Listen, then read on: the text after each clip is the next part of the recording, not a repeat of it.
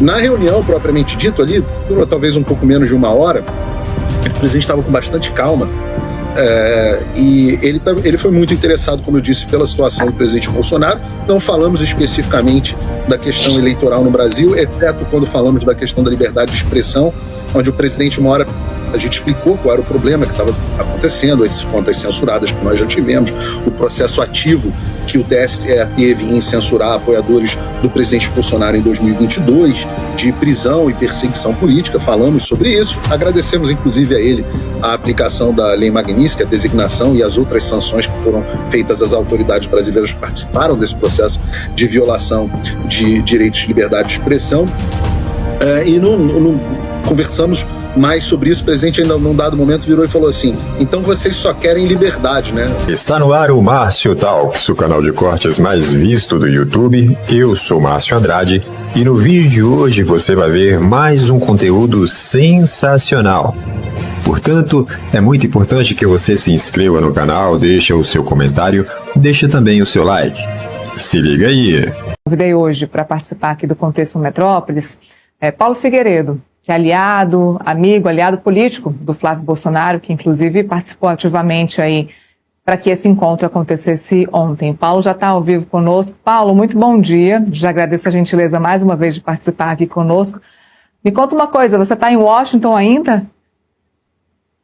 Neila, obrigado pelo convite. Sempre um prazer estar aqui com a audiência do Metrópolis. Estou em Washington ainda. Já quero começar perguntando a você, na prática, como foi a articulação desse encontro com Donald Trump? Como foi a participação de vocês nos Estados Unidos mesmo? A gente sabe que você e Eduardo Bolsonaro estão sempre trabalhando ativamente junto ao governo dos Estados Unidos com as demandas e preocupações do Brasil. Eu quero saber como foi o trabalho, na prática, de vocês para que esse encontro pudesse acontecer e a importância desse encontro do Flávio Bolsonaro com Donald Trump para os brasileiros, para o Brasil.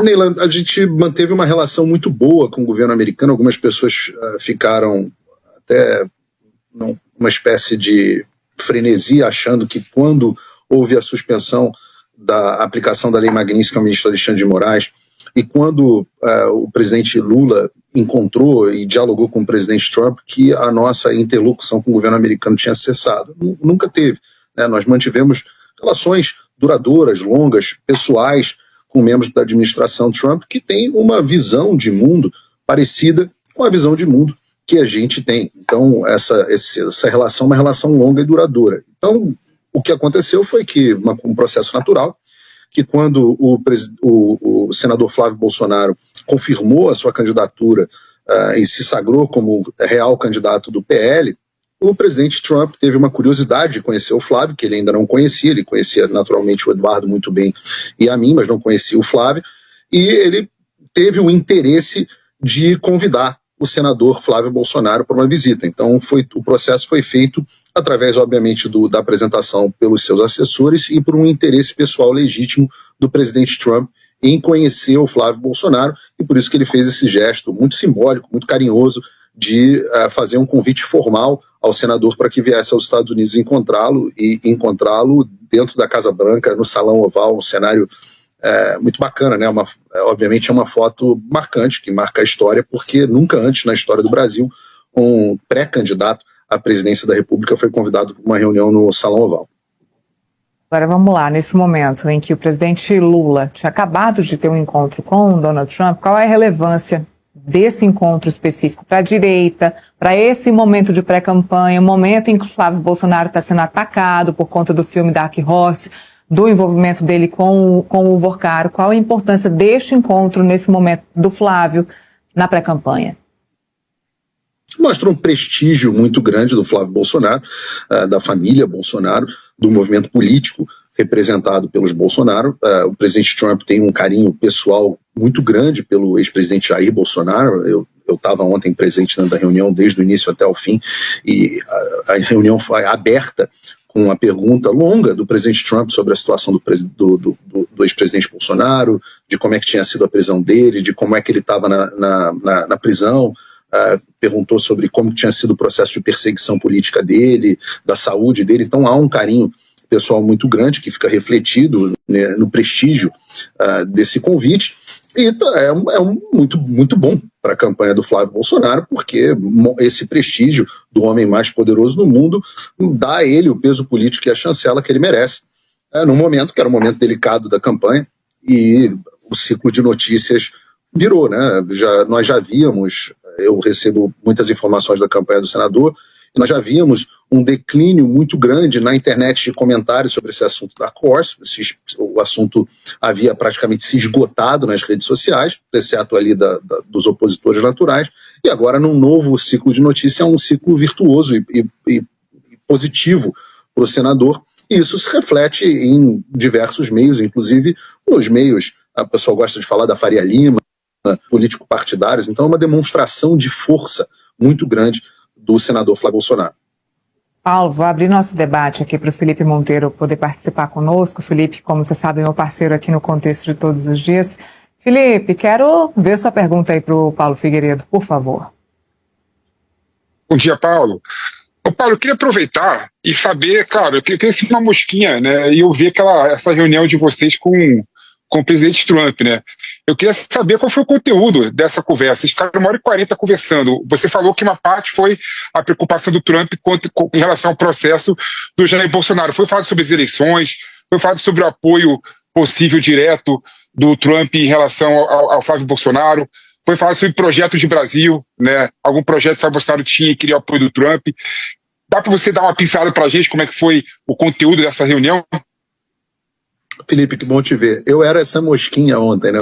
Tive o privilégio de ser essa mosquinha ontem dentro do... E é assim que a gente se sente mesmo, uma mosquinha, quando a gente está num cenário surreal, né? Sentado, parece que você está num filme e que o presidente vai lutar contra alienígenas a qualquer momento ali dentro do Salão Oval.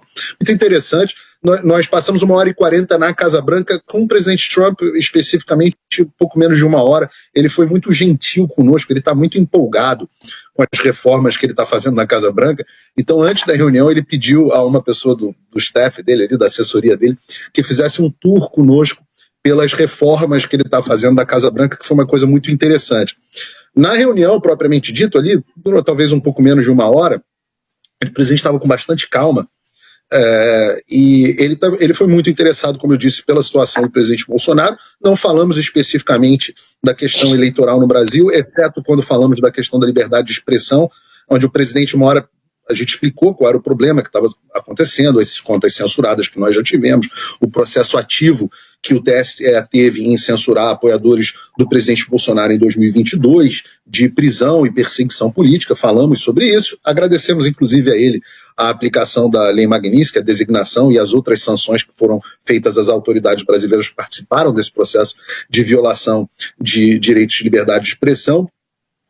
E não conversamos mais sobre isso. O presidente ainda num dado momento virou e falou assim: então vocês só querem liberdade, né? A gente respondeu: olha, presidente, se nós tivermos eleições livres e limpas, nós vamos ganhar, né? Essa foi a resposta feita a ele. Falamos sobre o potencial de parcerias entre o Brasil e os Estados Unidos, de uma forma que os dois países se beneficiassem. Os Estados Unidos têm, nós explicamos a eles tudo que o Brasil precisa de investimento. Os Estados Unidos são a maior economia do mundo e já são o país que mais investe no Brasil, do mundo inteiro, mais do que a própria China, em termos de investimento estrangeiro direto.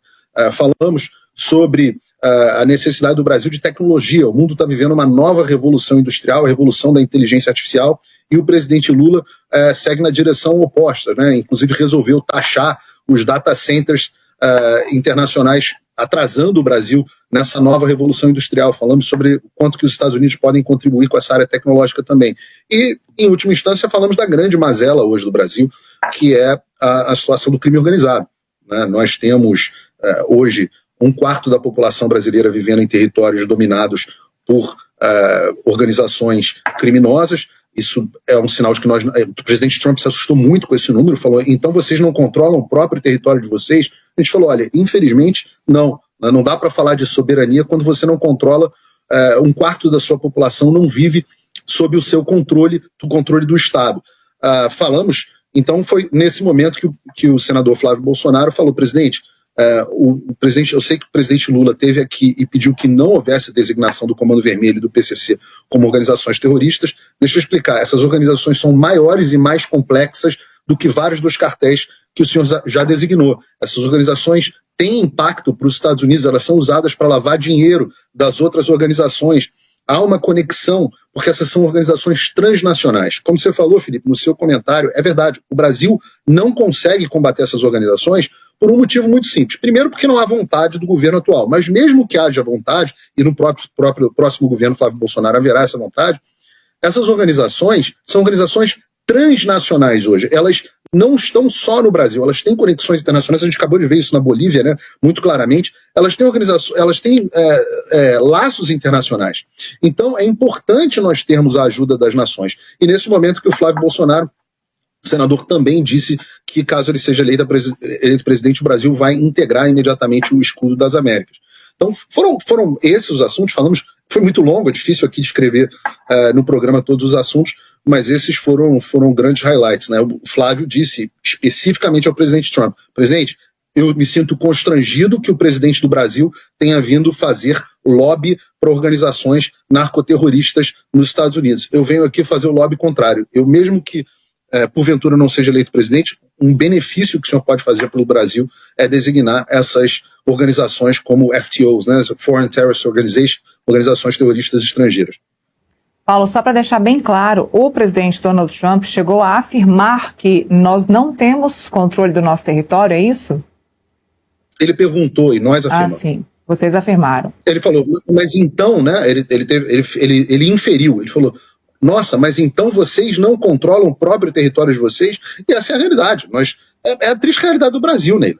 Hoje, 1/4 da nossa população vive sob territórios ocupados por organizações terroristas, são terroristas. Porque você pensa o seguinte: uma pessoa que mora numa comunidade, eu sou do Rio, né, Neila? Então eu conheço bem essa realidade. No Rio a gente tá todo mundo misturado. Uma pessoa que mora numa comunidade, ela não consegue ter acesso aos serviços básicos do Estado. A pessoa não consegue chamar a polícia para um caso de violência doméstica. Então como é que você pode falar em direitos das mulheres ao mesmo tempo que as mulheres não conseguem ser protegidas pelo Estado em caso de violência doméstica? Você não é louco, dentro de uma comunidade dominada pelo Comando Vermelho, de chamar a polícia porque você apanhou do seu marido. Né? O Estado não está presente, você não consegue. Há barricadas nas ruas. O SAMU não consegue prestar serviço de ambulância para as pessoas. Não há circulação de livre comércio. Você mora no Rio, o Rio é tudo morro, né? Se você mora no topo do morro, você tem que andar que nem um condenado para chegar na sua casa. E por isso que as casas no pé do morro valem mais do que as casas no topo do morro. Ao contrário, do mundo inteiro. Então é uma situação muito triste. Ele ainda chegou a perguntar: nossa, então parece que a situação de vocês é pior do que a do México. E a gente falou: olha, é diferente, mas em alguns sentidos, em alguns lugares é pior. Você olha a situação, por exemplo, de novo, eu falo aqui muito da realidade do Rio de Janeiro, que eu conheço bem, trabalhei no governo do Rio, na prefeitura do Rio. Você olha a situação das pessoas que estão dentro do Complexo do Alemão, essas pessoas elas não vivem dentro do Brasil. Elas vivem dentro do Complexo do Alemão, controlado pelo Comando Vermelho. Elas têm que comprar gás com o Comando Vermelho, elas têm que comprar internet com o Comando Vermelho, elas pagam taxa de segurança para o Comando Vermelho, todas as ruas são barricadas. Se você chega uma pessoa desconhecida, como já aconteceu inclusive comigo, chega uma pessoa desconhecida, ela toma um fuzil na cara de um bandido. Então isso não é normal. A gente normalizou no Brasil algo que não é normal. Você pega a situação do Nordeste, eu falo do Rio de Janeiro porque obviamente é a minha terra, né? Mas você pega a situação do Nordeste, o que aconteceu na Bahia, o que está acontecendo no Nordeste, é uma vergonha. Não é normal. A gente que mora aqui nos Estados Unidos tem que dizer isso a vocês no Brasil. O que vocês vivem não é normal. Eu sou carioca, eu já tive fuzil apontado na minha cara 3 vezes na minha vida. Quando eu falo isso para pessoas, inclusive de outros estados, né, Neila? Você fala isso para uma pessoa de Brasília, ela acha estranho. Você fala isso para minha mulher de São José dos Campos, eu falo isso para ela acha esquisito. Nós cariocas achamos normal. Eu já tive minha casa assaltada com 4 caras com pistola, com silenciador. Meu primo foi assassinado. Isso é normal para a vida de um carioca. Não é normal, pessoal. Isso não é normal. Então, essa é a situação que, quando se fala sobre isso dentro do Salão Oval da Casa Branca, gera um choque. E o presidente Trump ficou bastante impressionado com essa situação narrada. Paulo, você achou um demérito essa questão do presidente Donald Trump não ter postado, publicado ou divulgado o encontro com o Flávio, tendo em vista que o Donald Trump é um grande divulgador aí das suas ações nas redes sociais? Você sabe que eu não sei, porque eu até conheço a pessoa que cuida das redes sociais da Casa Branca, é um amigo pessoal meu, de muitos anos, que eu já conheço há muitos anos, antes da administração Trump. Eu até mandei uma mensagem para ele, falei, não vai ter postagem não, mas eles, assim, provavelmente vai ter, não sei se vai ter, não sei qual é o interesse, mas o presidente recebeu a gente muito bem, não vi nenhum demérito. Não dava para ser mais bem recebido do que nós fomos. Inclusive, ao final da reunião, o presidente Trump foi gentil conosco em nos dar o Challenge Coin dele, né? Challenge Coin é uma espécie de medalha, na falta de tradução melhor, que o presidente dá a pessoas que ele tem estima. É uma coisa, inclusive, aqui muito disputada dentro da administração Trump, quem ganha é o Challenge Coin. Eu fiquei feliz porque eu estava lá na reunião e, inclusive, ganhei aqui o Challenge Coin do presidente Trump, que, obviamente, eu vou emoldurar aqui, botar na minha parede, de tão gentil que o presidente foi conosco. O senador Flávio Bolsonaro e o Eduardo Bolsonaro também receberam. Então, foi muito, muito gentil. Não dá para o presidente Trump ter sido mais gentil conosco. Obviamente, o Eduardo e eu já conhecíamos ele de outros carnavais, mas ele foi muito gentil conosco. Felipe, sua pergunta para o Paulo. Paulo, depois dessa crise, né, que teve na pré-campanha do Flávio Bolsonaro sobre o filme Dark Horse, né, você vê dois movimentos diferentes da direita, né? Parte da direita pede explicação ao Flávio Bolsonaro, não concorda com a explicação que ele deu, e recebe fogo amigo da própria direita, né? E parte da direita tenta contemporaneizar, né? E aí eu me pergunto para você o seguinte: você se sentiu confortável com a crítica, com a explicação do Flávio Bolsonaro em relação ao Dark Horse? Você acha que ele não tem que ter nenhum tipo de explicação mais aprofundada sobre o assunto?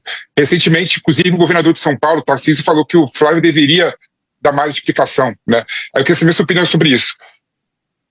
Sobre isso e sobre a direita em si, né? Claro, eu não vejo nenhum problema, Felipe, na direita, que é naturalmente crítica, né? As pessoas chamam o eleitor de direita de gado. Eu não concordo com isso. O eleitor de direita é o eleitor mais crítico do Brasil, e as pesquisas mostram isso, que o voto do Lula, por exemplo, é muito mais consolidado do que o próprio voto do Flávio Bolsonaro. Por quê? Porque o eleitor do Flávio Bolsonaro é um eleitor mais crítico, ele pensa mais, ele reflete mais, ele está menos sujeito a assistencialismo, a medidas assistencialistas. Veja a votação do presidente Lula entre as pessoas que recebem o Bolsa Família. Então, é um voto mais crítico. Eu não vejo absolutamente problema nenhum nas pessoas da direita, sejam elas quais forem as convicções pessoais delas, em elas pedirem explicações. Eu não vejo absolutamente nenhum problema nisso. Inclusive, uma parte da militância massacra essas pessoas que pedem explicações. Eu não concordo com isso. Eu acho que as pessoas têm o direito de fazerem suas críticas e pedirem as suas explicações. Acho que a campanha do Flávio Bolsonaro deu uma resposta desastrosa no início, prolongou uma crise que não precisava ser prolongada. E eu tive o privilégio, Felipe, inclusive naquele momento onde estourou a crise, eu estava com o Eduardo Bolsonaro no Oriente Médio. Então, e o Eduardo Bolsonaro, obviamente, tinha muito mais informações que eu. E eu pedi explicações, entrevistei o Eduardo Bolsonaro longamente, por 1 hora, entrevistei o Mário Frias, que também estava, o produtor executivo do filme, que também estava conosco ali, por uma enorme coincidência, estava ali comigo, também o entrevistei, e depois de ter entrevistado os dois, eu saí satisfeito com as explicações. Fiz todas as perguntas que poderia fazer de forma justa ali, tirei o chapéu de amigo, tive que botar o chapéu de jornalista, fazendo perguntas difíceis. As pessoas que assistiram a entrevista no meu canal viram que foi uma entrevista difícil, mas eu saí satisfeito com as explicações. Ao que me parece, não vejo nenhum indício de qualquer atividade criminosa ou sequer imoral. Já falei sobre isso antes. Não dá para criticar quem, antes da prisão do Daniel Vorcaro, antes das operações policiais contra ele, mantivesse relações ou pedisse investimentos a ele. Eu mesmo, se o Daniel Vorcaro quisesse investir em uma das minhas empresas até novembro de 2025, eu provavelmente teria aceito, não seria hipócrita de dizer diferente. O Metrópolis teve algum tipo de investimento financeiro nas empresas dos seus controladores, o Estadão, a própria Rede Globo, o SBT, tantas outras pessoas. Então seria leviano da nossa parte fazer qualquer coisa diferente. Ou seja, o Trump, ele se reuniu com o Lula há um tempinho atrás aí. O Lula não cumpriu acordo nenhum que fez com o Trump até agora e muito provavelmente não vai cumprir nenhum acordo. E aí o Trump também deu uma enquadrada no Lula lá, com certeza, porque ninguém ficou sabendo de nada, que a reunião foi a portas fechadas e tudo mais, não abriu para a imprensa. Segundo o que foi revelado até agora, é de que o Lula não quis que o encontro fosse aberto para a imprensa, que o encontro fosse a portas fechadas. E o que diz aqui a manchete da notícia: a reação inicial do governo Lula ao encontro de Flávio e Trump. Auxiliares de Flávio Bolsonaro dizem que o senador viajará aos Estados Unidos na próxima semana para possível encontro com o presidente dos Estados Unidos, Donald Trump. A matéria segue na sequência dizendo o seguinte: integrantes do Palácio do Planalto e do Itamaraty reagiram com cautela à notícia de que o senador e presidenciável Flávio Bolsonaro, do PL do Rio de Janeiro, viajará aos Estados Unidos na próxima semana em busca de uma reunião com o presidente dos Estados Unidos, Donald Trump. Sob reserva, diplomatas brasileiros ouvidos pela coluna levantam dúvidas sobre o encontro. Eles dizem que o governo ainda não teve confirmação da reunião e avaliam que Flávio usou o fato para tentar ofuscar a crise de imagem que vive. Os assessores no Planalto também dizem não ter recebido confirmação do encontro entre Flávio e Trump e minimiza o impacto da reunião, caso ela se confirme. Abre aspas. Não nos preocupa, fecha aspas, disse um assessor de Lula à coluna sob reserva. Auxiliares de Flávio dizem que a reunião está prevista para ocorrer na Casa Branca entre a terça-feira, dia 26/5, e a quinta-feira, 28/5. O convite para o encontro, afirmam, teria partido do governo Trump. O Metrópolis procurou a Embaixada dos Estados Unidos no Brasil e a Casa Branca para confirmar o encontro entre Trump e Flávio, mas ainda não obteve retorno.